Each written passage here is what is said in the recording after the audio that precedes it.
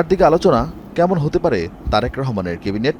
দলের স্থায়ী কমিটির সদস্যরা এ নিয়ে মুখে কুলুপ এঁটেছেন। স্বতন্ত্র প্রার্থী হিসেবে সংসদ সদস্য হওয়া 7 জনের বিষয়ে বিএনপি উদার হলেও এখনই দলে ফিরছেন না তারা। তবে বিদ্রোহী প্রার্থী হয়ে বহিষ্কৃত হওয়া নেতাদের বিষয়ে বিএনপির অবস্থান কঠোর বলে জানিয়েছেন স্থায়ী কমিটির গুরুত্বপূর্ণ সদস্যরা। নির্বাসিত জীবন কাটিয়ে দেশে ফেরার পর মায়ের মৃত্যু, দলের চেয়ারম্যানের দায়িত্ব, অতঃপর জনরায়ে বিএনপিকে 2/3 আসনে জয়ী করে রাষ্ট্র ক্ষমতা আনলেন তারেক রহমান। সবকিছু ঠিকঠাক থাকলে সেই তারেক রহমানই হতে যাচ্ছেন দেশের 11তম প্রধানমন্ত্রী। এতে করে 35 বছর পর পুরুষ প্রধানমন্ত্রী পাবে বাংলাদেশ। নিরাপদ শহরে চারদিকে আলোচনা কেমন হতে পারে তারেক রহমানের ক্যাবিনেট। দলের স্থায়ী কমিটির সদস্যরা এ নিয়ে মুখে কুলুপ এঁটেছেন। যদিও শনিবার দলের সিনিয়র সদস্যদের গুলশান কার্যালয়ে ডেকে মতামত নেন বিএনপি চেয়ারম্যান। বৈঠকে ছিলেন এমন 2 জন নেতা যমুনা নিউজকে অনানুষ্ঠানিকভাবে জানিয়েছেন 2001-06 সালের মতোই বড় মন্ত্রিপরিষদ গঠন করতে যাচ্ছেন তারা।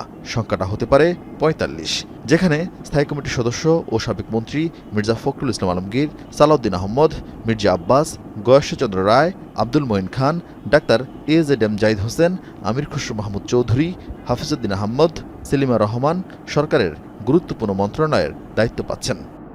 এছাড়া আমানুল্লাহ আমান, আলতাফ হোসেন চৌধুরী, আবদুল্লাহ আল মিন্টু, বরকতুল্লাহ বুলু, রেজা কিবরিয়া, অ্যাডভোকেট ফজলুর রহমান, নুরুল ইসলাম মনি, এহসানুল হক মিলন, রাশিদুজ্জামান মিল্লাত, আসাদুল হাবিব দুলু, জাকারিয়া তাহির সুমন, দীপেন দেওয়ানের দায়িত্ব পাওয়ার সম্ভাবনার কথা জানা গেছে। তারেক রহমানের মন্ত্রিপরিষদে ছাত্রদলের সাবেক নেতাদের আধিপত্য থাকছে। প্রতিমন্ত্রী হিসেবে শহীদুদ্দিন চৌধুরী অ্যানি, সাবেক অ্যাটর্নি জেনারেল আসাদুজ্জামান, রকিবুল ইসলাম বকুল, অনিন্দু ইসলাম অমিত, সুলতান সালাউদ্দিন টুকু, শামা ওয়ায়েদ, SM জিলানি, শামীম কায়সার লিঙ্কন, হাবিবুর রশিদ, নওশাদ জমিরের নাম আলোচনায়।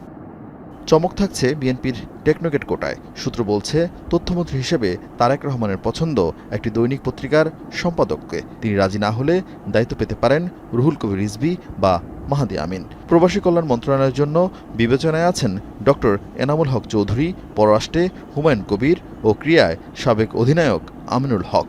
প্রতিশ্রুতি অনুযায়ী শরিকদেরও মন্ত্রণালয়ের বিবেচনা রাখছে বিএনপি। আন্দালুর রহমান পার্থ, ববি হাজ্জাজ, নুরুল হক নূর, জুনাইদ সাকি ও মাহমুদুর রহমান মান্নার সম্ভাবনার কথা জানিয়েছেন নেতারা। শামা ওবায়দ ছাড়াও সংরক্ষিত নারী আসন থেকে কয়েকজন মন্ত্রী পরিষদে ডাক পেতে পারেন।